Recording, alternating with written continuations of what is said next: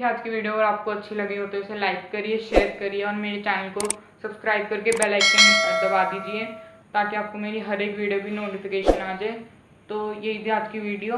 Thanks for watching.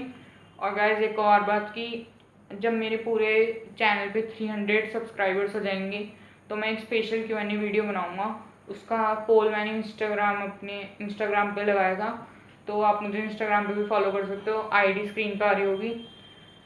और मैं आपको अपना रिपोर्ट दिखाता हूँ।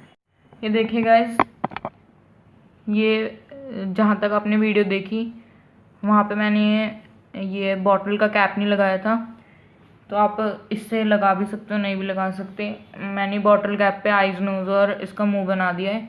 अब मैं आपको इसे चला के दिखाता हूँ। ये देखिए गाइस, ये धीरे धीरे आगे बढ़ रहा है।